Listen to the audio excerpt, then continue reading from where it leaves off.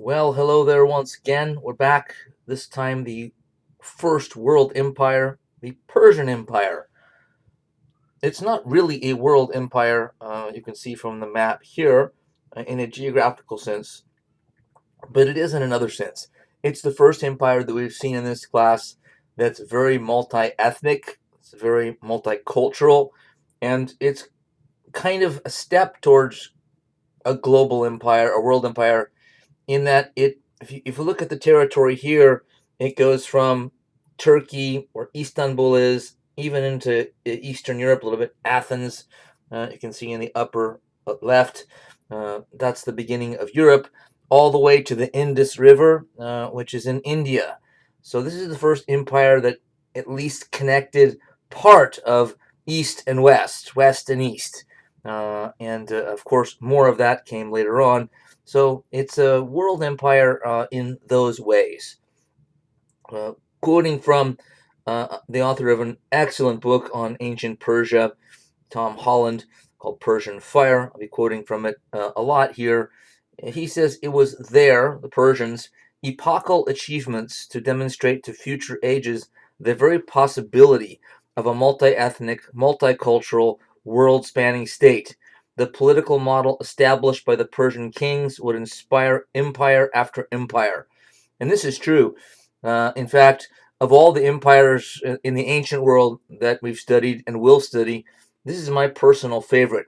Uh, I mean, it's the one I'm impressed the most by. You'll see kind of why I think that way as we go along.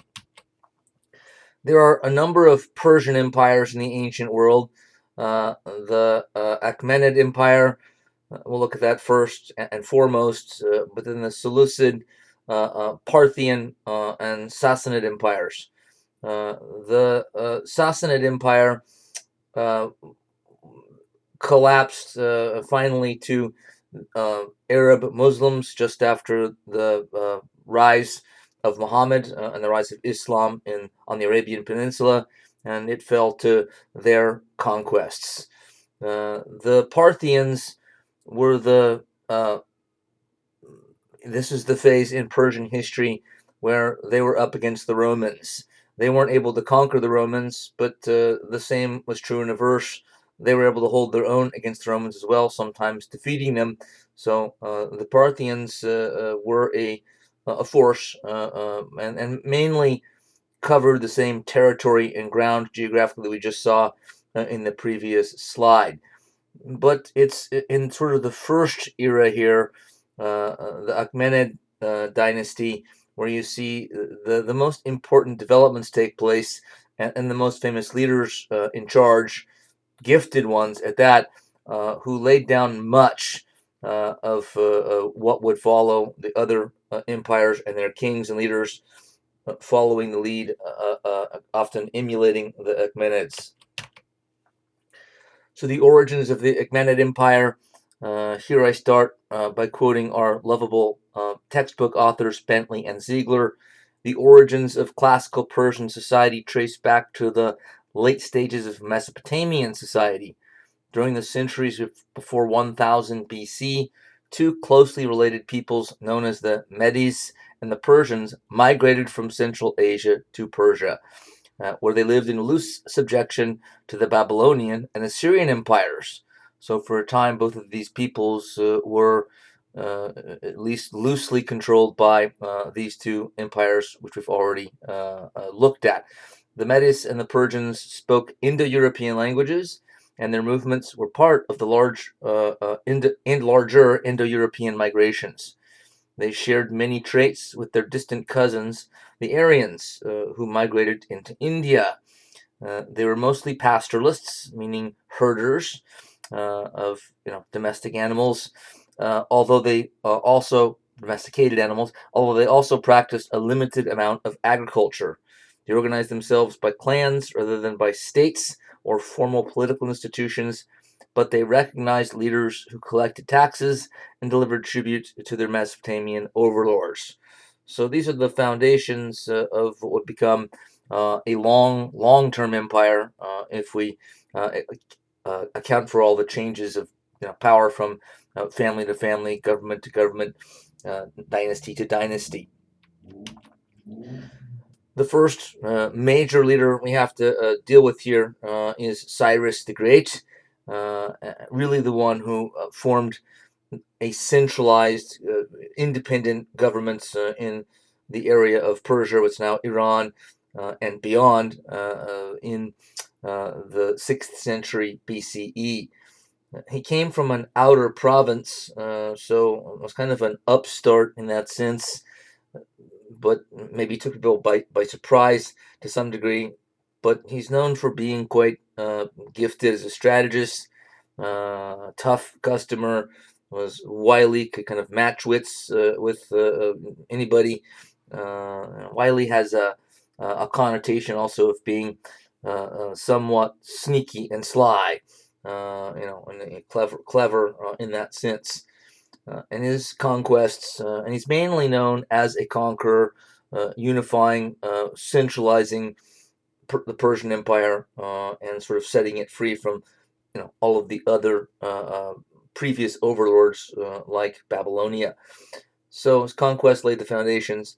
He eventually defeated his Median overlord in 548 BC. So these two peoples their histories had been linked, migrated more or less at the same time to the same place, and actually for quite a long time, the Medians sort of looked down on the Persians, even though they were neighbors. And again, a lot of similar cultural traits. But the tables were turned by 548, partly because of the talent and the drive of Cyrus the Great. So he basically took over the area and then took his armies further afield, conquered the kingdom of Lydia in Anatolia, which is the western part of modern-day Turkey. So that's pretty far away indeed. Afghanistan was subdued after several years of battle there, and Cyrus quickly took down Babylonia in a number of months. So he turned the tables on them as well. Holland says in Persian Fire that he was master of both of stiff rituals of a Near Eastern court and of assemblies of wild horsemen beneath the open sky. Meaning he knew how to sort of deal with the people that came from a more urban-based, civilization, and nomads, pastoralists out on the plains. He sort of had a common touch and knew how to adapt to speak to different groups in ways that resonated with them, that impressed them. He could speak of ancient cities and of the hills and plains, of the Persians' future, and of the memories and customs of their past. Cyrus was adept at playing all these roles and more. As a result, Persia had largely avoided the tensions that afflicted Media, between a king impatient with the traditional tribal structures of his people and a nobility still defined by them. So the king in Media that he had to come up against, or did come up against, didn't have his sort of patient, uh, uh, uh, carefully calculating and sort of social skills and other qualities. The Median clan chiefs, suffering from the authoritarian leadership, had taken note of this guy, who was kind of their next door neighbor, and saw him as handling his business better than their own leader. Over time, the contrast between their own king and Cyrus must have struck them as ever more pronounced. So it was with the Persians, who had once been the slaves of the Medes, became their masters, and Cyrus reaped the due rewards of his forbearance, acuity, and charm. So this guy apparently had sort of charm, great sort of presence, and maybe charisma, even forbearance, patience. He could sort of wait and knew when to make a move, knew when to hold back and stay quiet, and tended to make very, very sound judgments indeed. So a military conqueror, the first one to unify this empire with full independence, but also did so not just by winning on the battlefield, but by carefully constructed diplomatic relations with a number of different groups, both inside Persia and out. The next big name in this family line is Darius the Great, but I call him Darius the Administrator, because though he was a military conqueror as well, and pushed the boundaries of the empire out a bit further. See the map on the upper left here. If you don't know your world geography, it won't help at all. But if you do, that's the Middle East into Afghanistan, Turkey, into Egypt on the very sort of lower left there, and even into the Balkans in Europe a little bit in the upper left. So that's a pretty sprawling empire, for the time especially. Darius then pushed the empire further both east and west militarily. At its height, this empire went from the Indus River in India to the Aegean Sea, which is sort of just west of Turkey there, so the blue area on the westerly side of the map here, and from Armenia to the Nile, which basically means from upper right in gold to lower left in gold. About 70 ethnic groups of many different languages, many different religions and cultures. So another reason why we refer to this sometimes as the first world empire. This is the first really truly multi-ethnic one. Bentley and Ziegler say Darius was more important as an administrator than as a conqueror. Governing a far-flung empire was a much more difficult challenge than conquering it. So, as impressive as his military conquests were, they weren't nearly as impressive as what he did at home in organizing his empire. And here's where we get into the stuff that I find most impressive, and to me, this is what makes this the most impressive empire we'll look at least in the ancient world, anywhere in the world.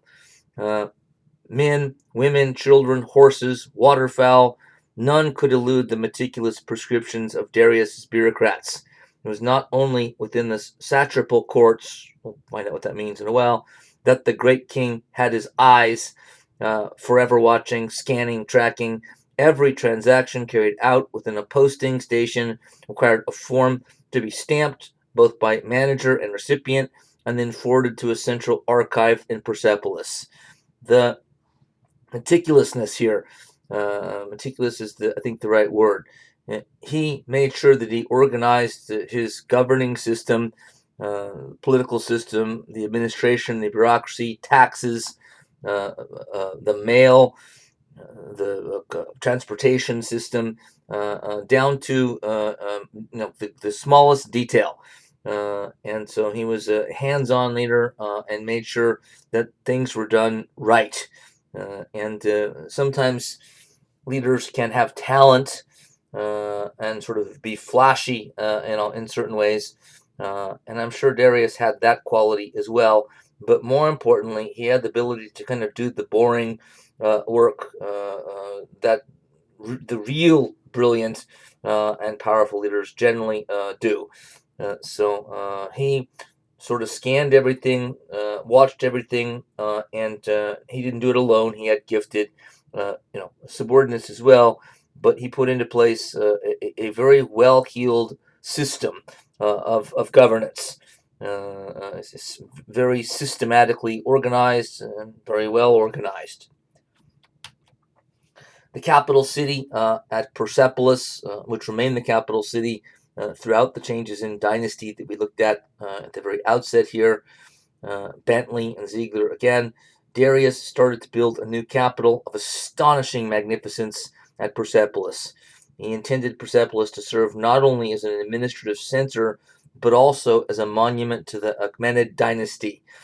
Structures at Persepolis included vast reception halls, lavish royal residences, and a well-protected treasury.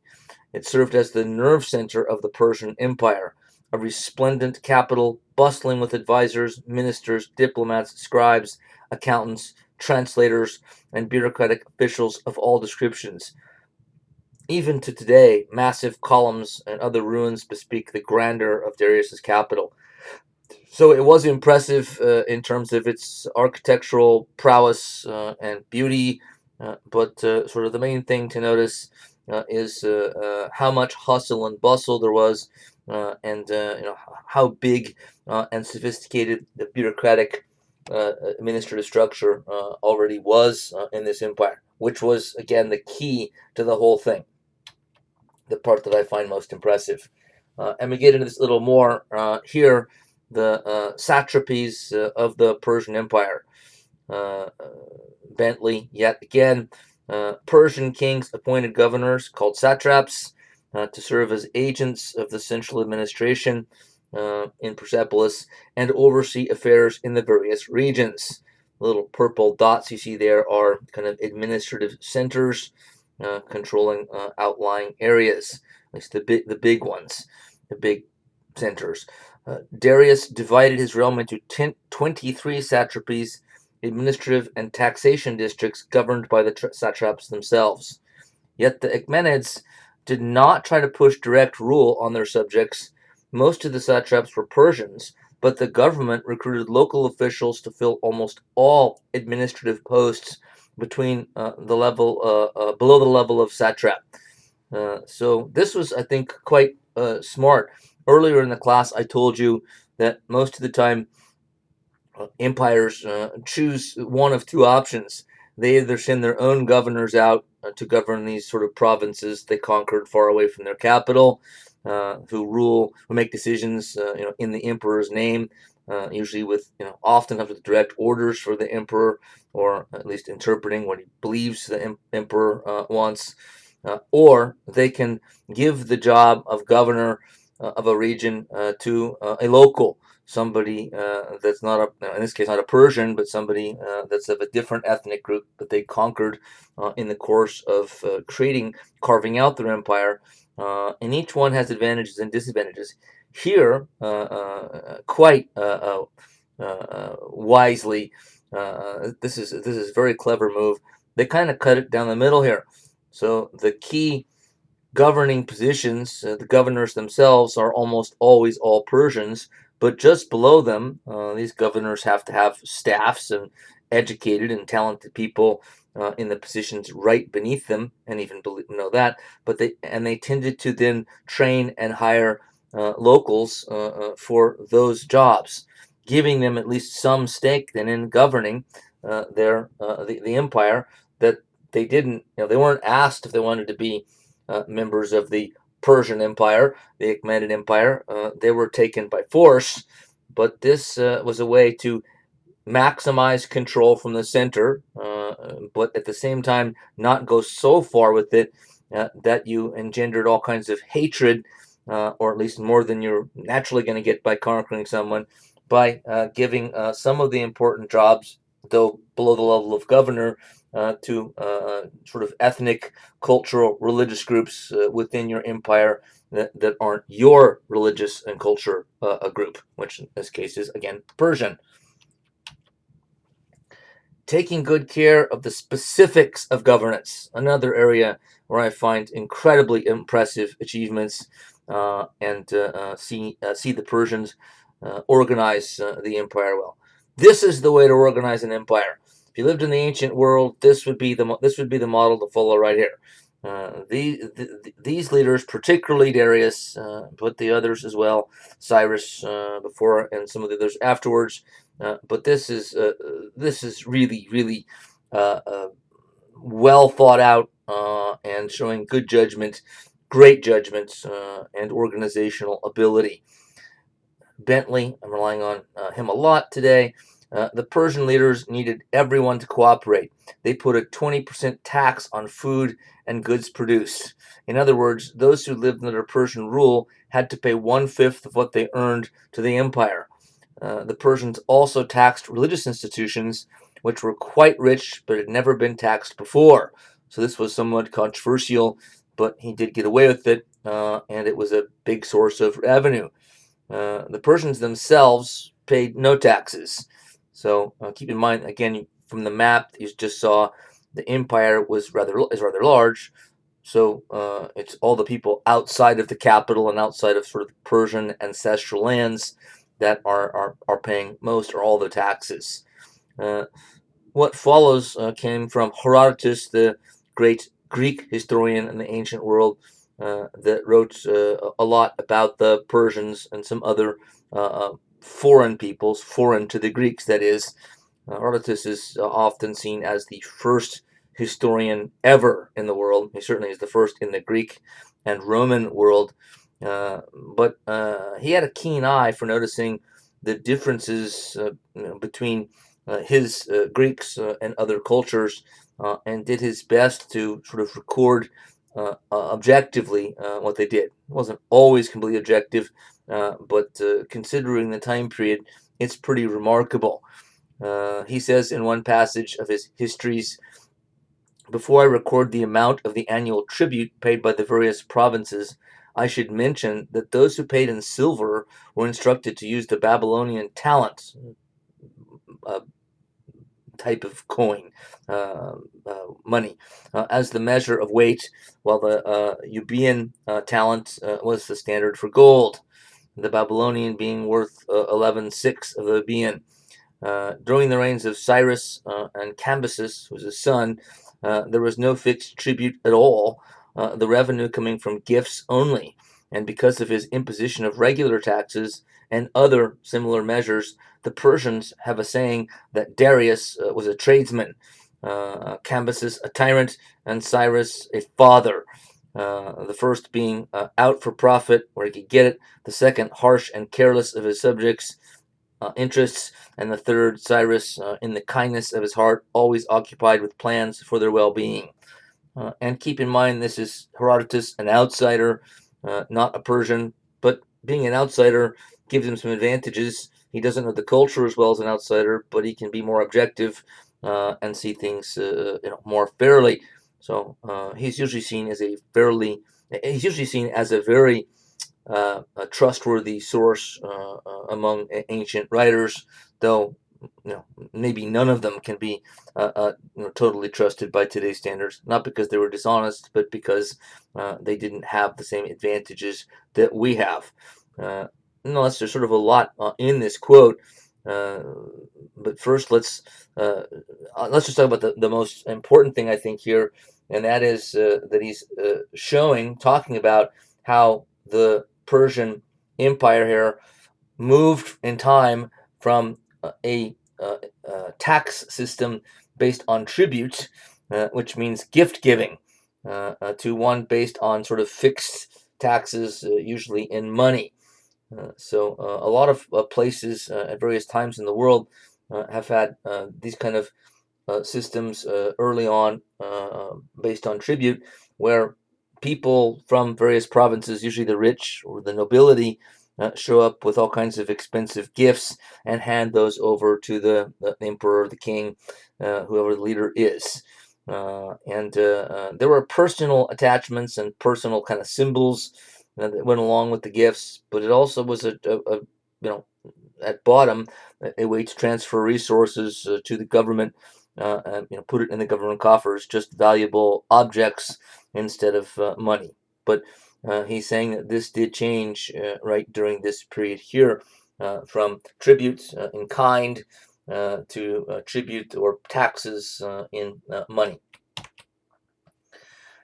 Travel and communications, another astonishing, impressive feature of this empire. If you look at the map on the left, you see the system of roads created by the Persians that allowed them to get to and fro across a long empire, sometimes in difficult weather or geographical conditions.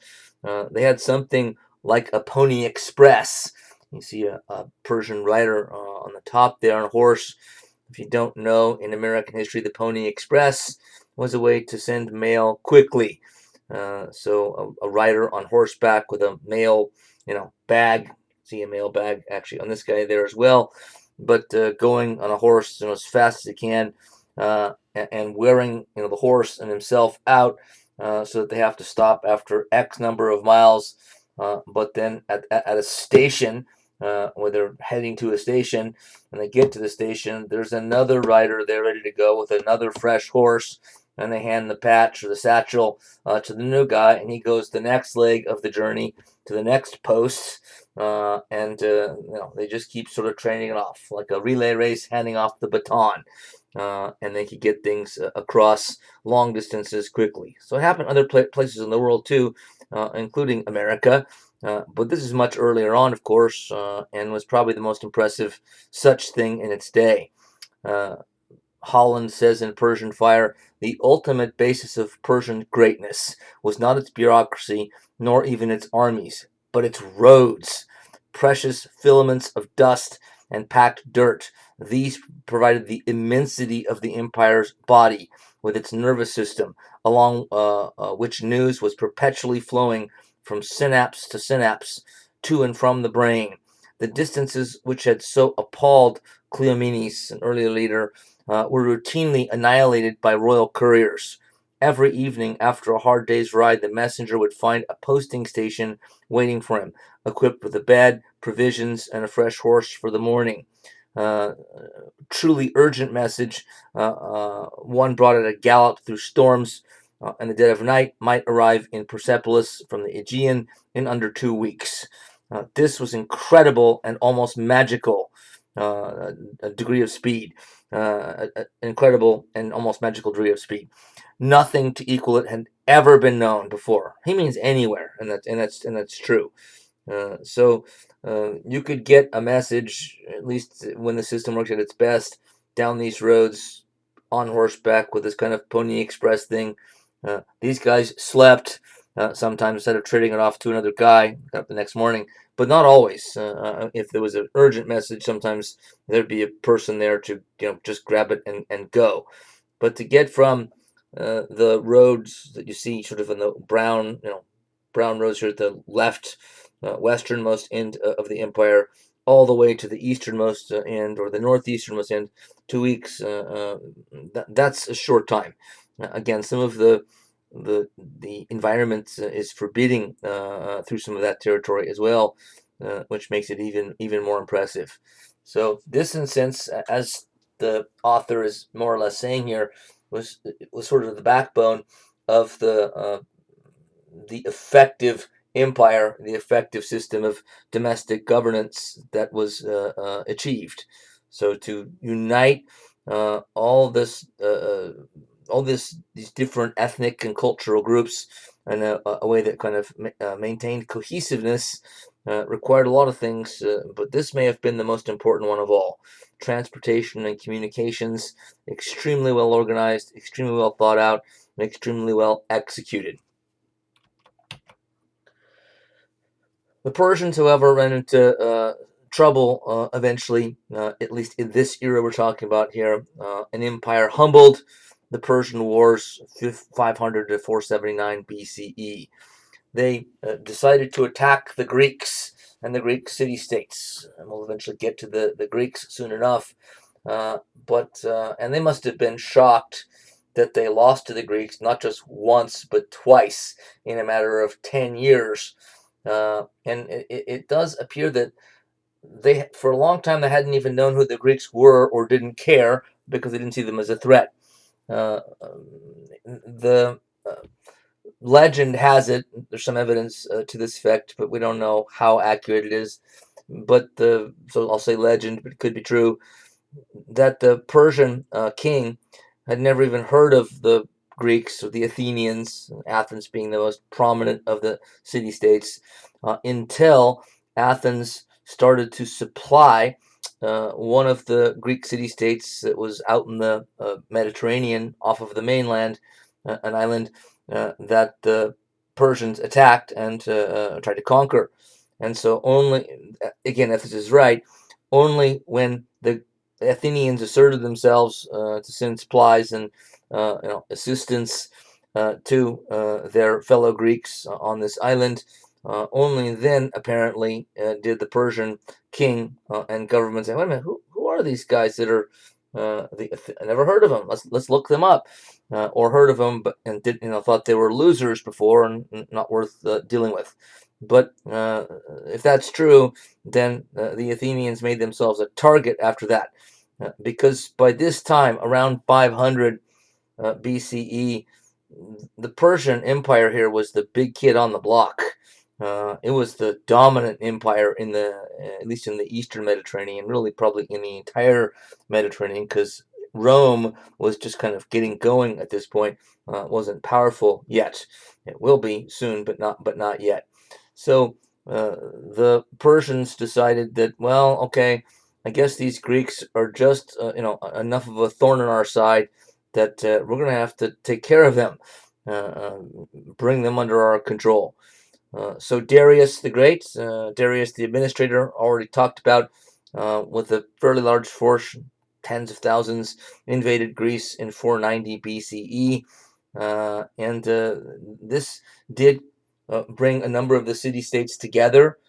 Sparta, perhaps you've heard of Sparta, right? Athens and Sparta, the two most famous of the Greek city-states, but they cooperated, loosely cooperated, and so did other city-states. So it wasn't just the Athenians on their own, but the Athenians, at least in this first invasion, defending their homeland, sort of took the brunt of it, and sort of in the end ended up being the biggest heroes, because amazingly, partly because of the Battle of Marathon, the Greeks won. A much smaller army, not as professionalized an army as the Persian, although they did have some weapons advantages that proved crucial at Marathon. And their battle plan was excellent and surprised the Persians.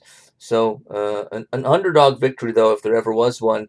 The Athens and its allies together were still kind of small fish, and the Persian Empire was like the number one. It was like the number one power.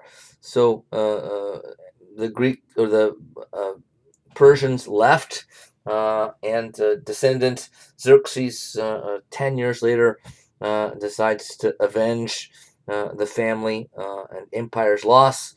I'm probably certain he was going to win this time. Came with apparently a much larger force, though the numbers are in dispute.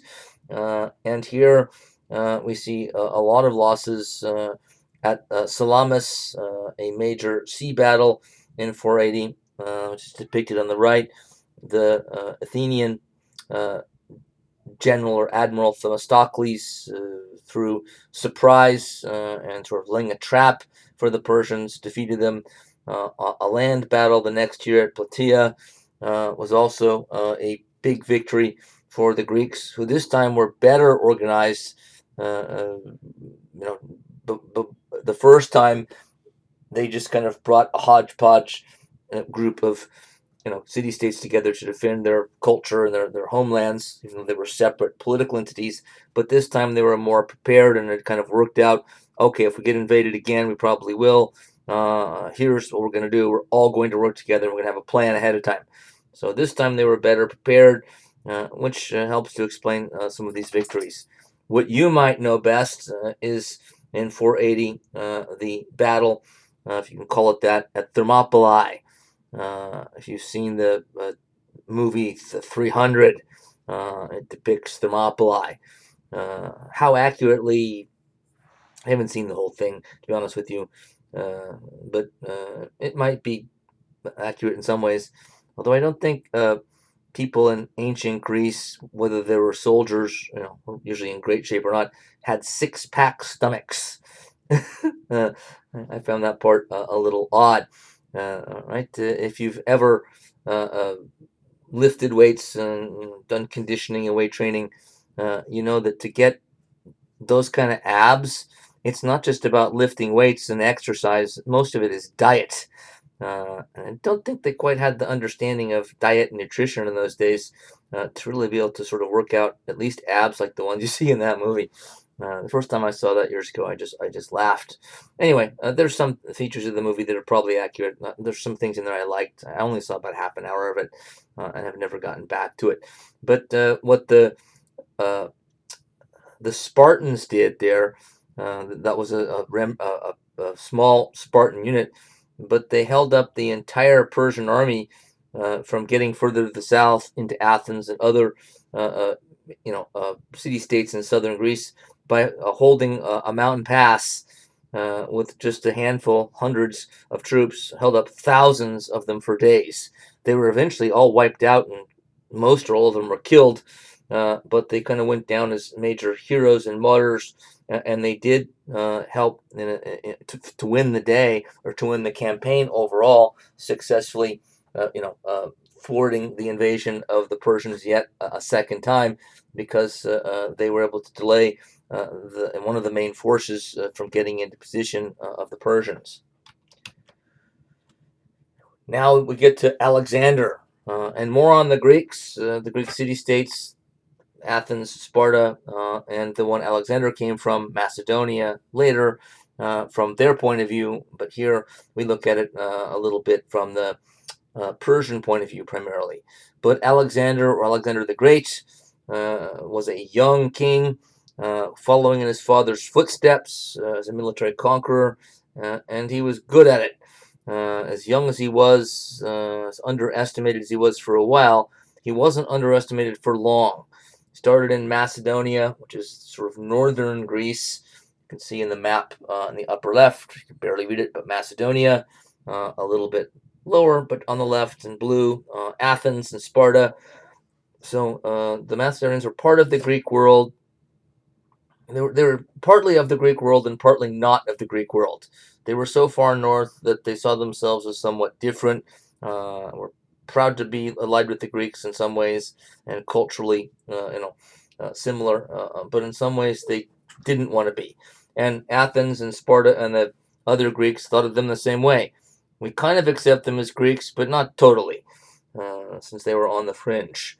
But Alexander did grow up there, and his father was the king, so he grew up the son of a king in Macedonia. He had pretty good schooling. He had a personal tutor for a time, a guy called Aristotle. No kidding. Right? You must be the son of a king if Aristotle is your personal one-on-one tutor. They'd be like Einstein. Yeah, my parents got Einstein to come in and tutor me, 4 times a week. What? How does that happen?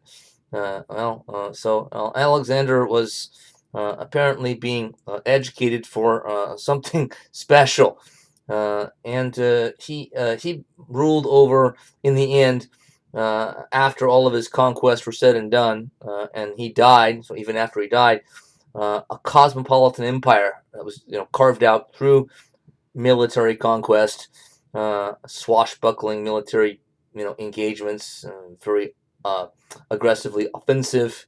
I don't mean offensive in that they caused offense. I'm sure they did that too, but offense over defense.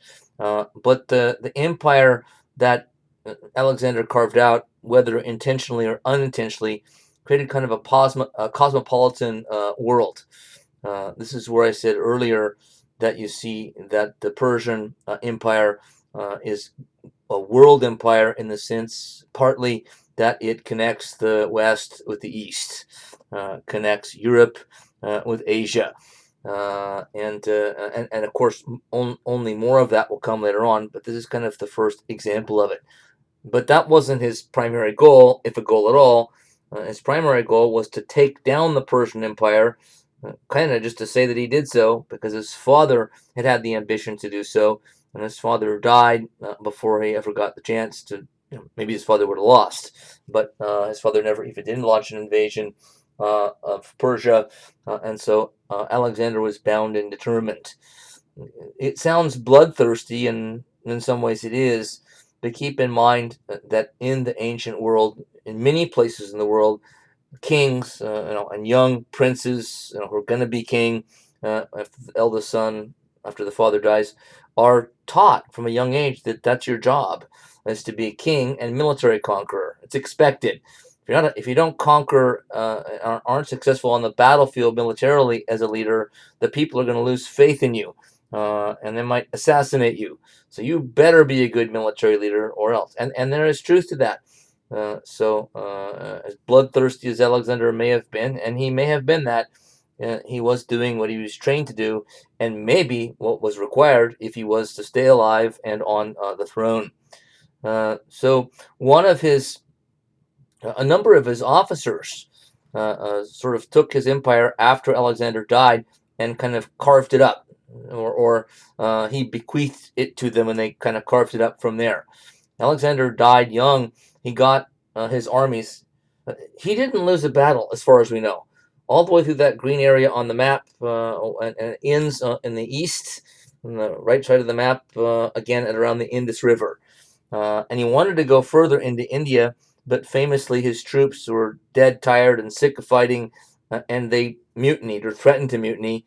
And he realized, we're so far from home. If these guys, stop fighting, we're in trouble. I'm in trouble. So he turned around and marched them home against his will.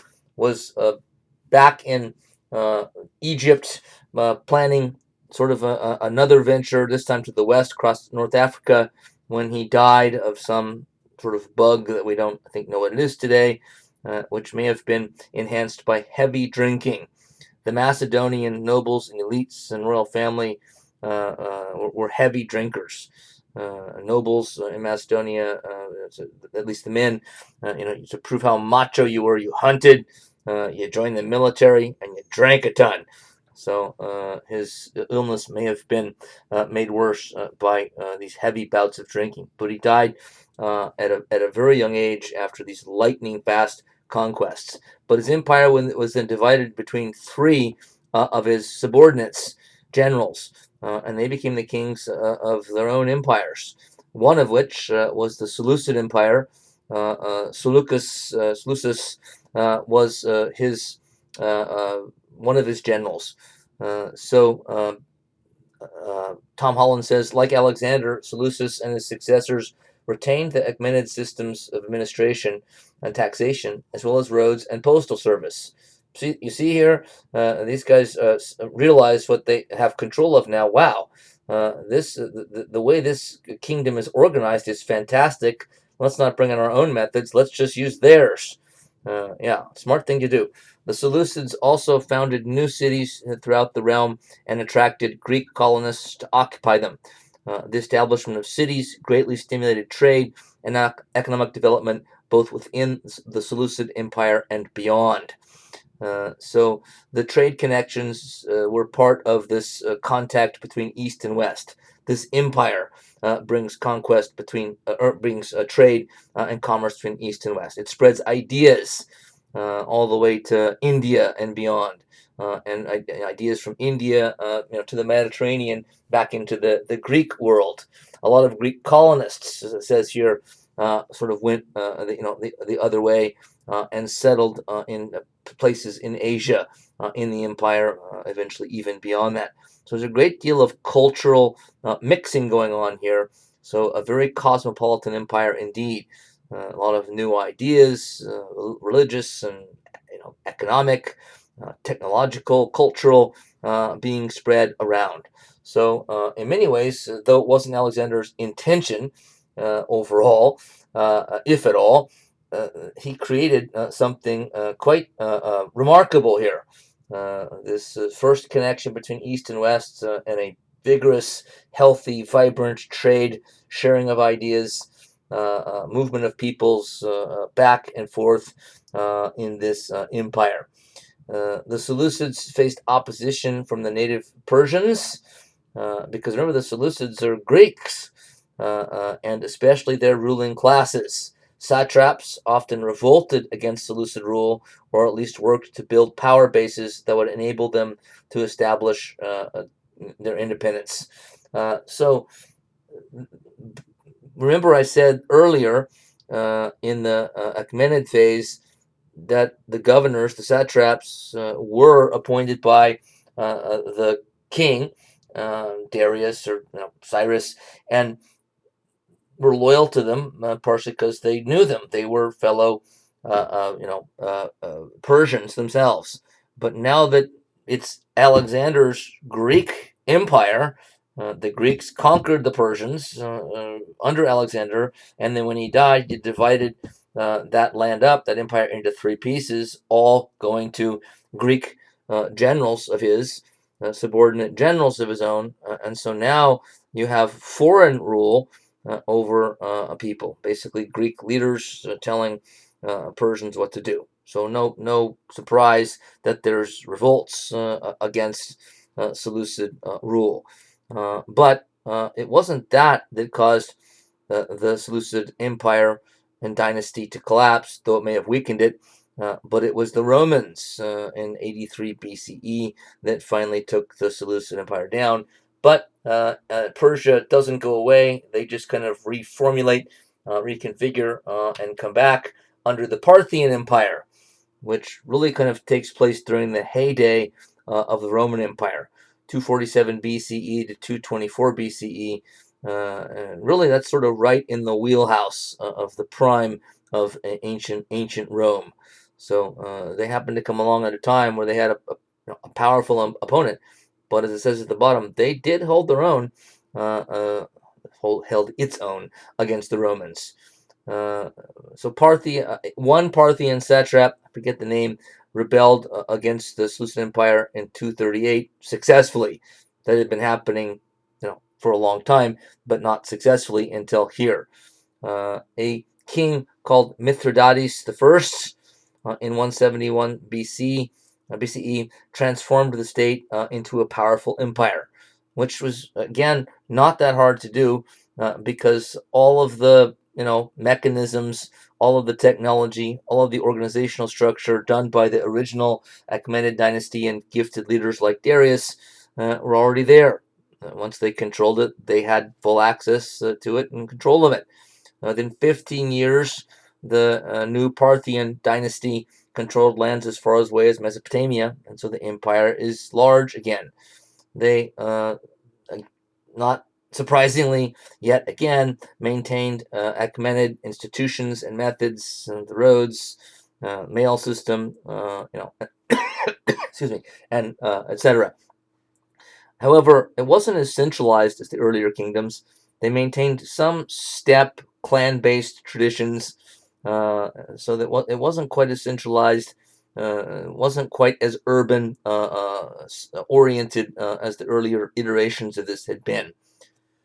The Parthians, again known for holding the Romans at bay, scored a huge victory, famous one, you see depicted on the right, in 53 BCE at Carrhae, where the Romans got humiliated and the legions utterly destroyed in the desert of, I think, what's now Syria, with the great Roman general or political leader, not as great a general as this kind of showed, named Crassus, who was part of the first triumvirate with Julius Caesar, Pompey, and Crassus. And Crassus was trying to kind of win greater glory for himself by taking an army out to defeat the Parthians, and he got absolutely, decapitated. Not literally, though what happened to him was almost as bad, at least if the legend is accurate. It may not be. But the legend has it that the Parthians captured him and poured hot, molten gold down his throat, which killed him. I think that goes without saying. If they did that, right, they were sending a message. Oh, you rich and powerful Romans, you got lots of gold and everything else. I'll take this gold. And here's your guy. He's now got a throat full of hardened gold, and he's not breathing any longer. So harsh indeed, but the ancient world was harsh all the way around on all sides. Next comes the Sassanid Empire. This group came in. These were people from Iran or Persia, and they claimed direct descent from the Achaemenids. Whether they actually were descended from them is not clear. They could have been, but it could have been a careful lie in order to legitimize their own power. Remember earlier in the class I said that you have to legitimize, you have to tell stories, right, to get people to follow you. It doesn't matter if they're true. It matters if they believe they're true or want to believe that they're true. And the people at this time who signed on or didn't dissent from object to the Sassanid dynasty from above appear to have bought the story. They overtook the Parthians themselves in 224 BC, after the Parthians had been around for about 400 years on top. And they as well emulated Achaemenid's splendor and methods of governance.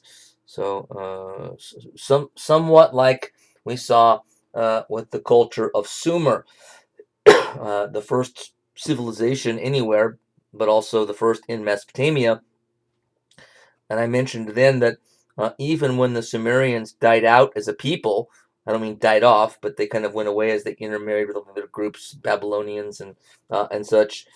Their culture still was sort of the core backbone culture of Mesopotamia in general, and that's kind of true here.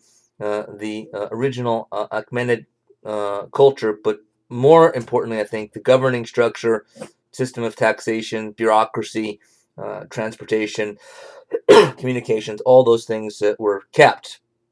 You'd have to be a fool to take something, control something like that that's that sophisticated, and then and then junk it, throw it away. Under Shapur the first, the dynasty shored up its defenses in the west. Again, continued to keep the Romans at bay. The Roman Empire was increasingly weakening at this point. Their empire fell in 651, as I noted at the outset, when Islamic Arabs conquered the empire. So this is just after Muhammad and his life and death and the conquests done in his and the new religion's name.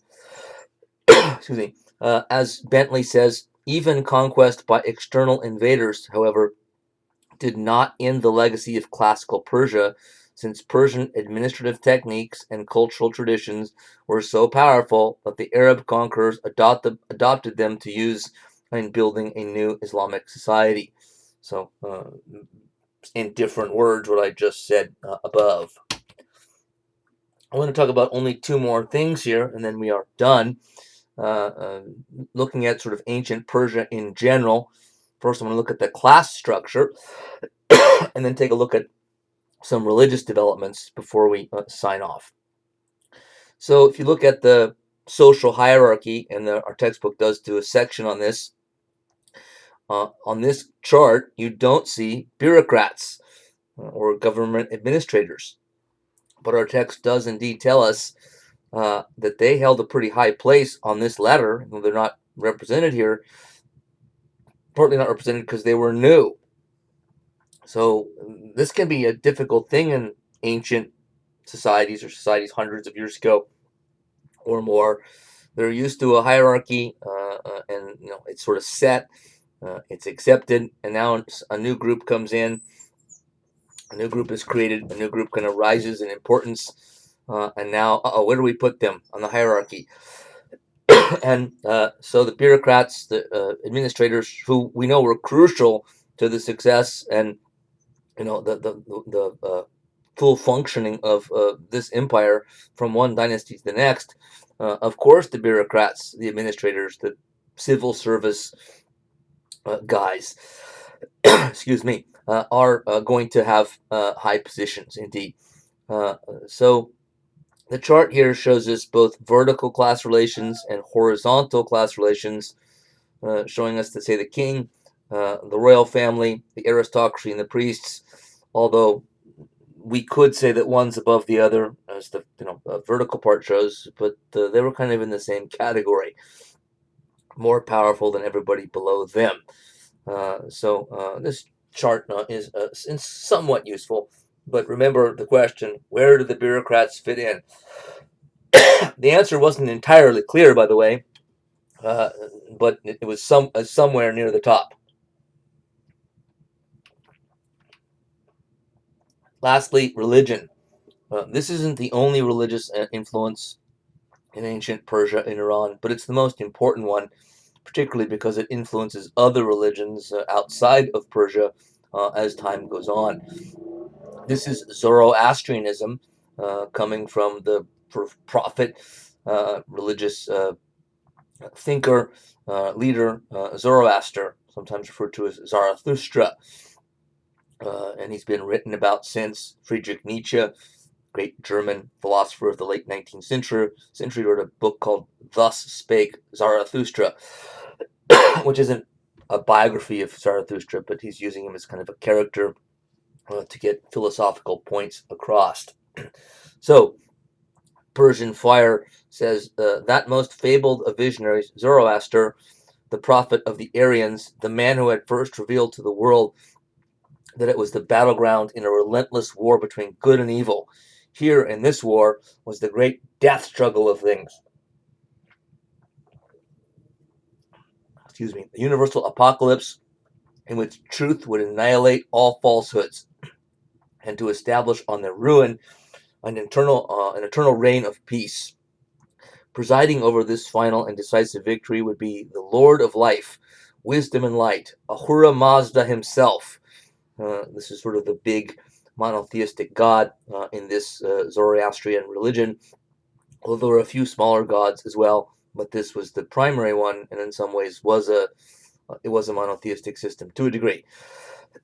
Not as other Iranians had always believed, one among a multitude of divinities, but the supreme, all-powerful, the only uncreated God.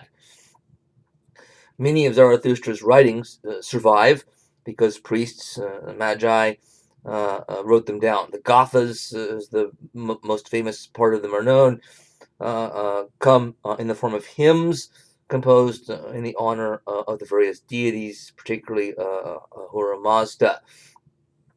This religion, as Bentley says, taught that Ahura Mazda was eternal and good. In thousands of years in the future, when he prevailed against the forces of evil, humans would be judged, and honest and moral persons would ascend to a heavenly paradise. The others would be cast into a hellish realm of pain and suffering, as Bentley and Ziegler put it. So you can see just from that does have some similarities to religions that we haven't gotten to yet, but we will in this very class. This religion is very Manichaean to a degree, similar to others like it, in that it posits a eternal conflict between good and evil. We know that's in Christianity as well, but this is sort of takes that to kind of another level, because there's more of in some ways, an even struggle between them. It does say that Ahura Mazda wins out in the end, but not without a great deal of difficulty. But this religion is historically significant, mainly because of its apparent, though not certain, influence on other religions, world religions, some of which we're going to get to in this class. Thank you.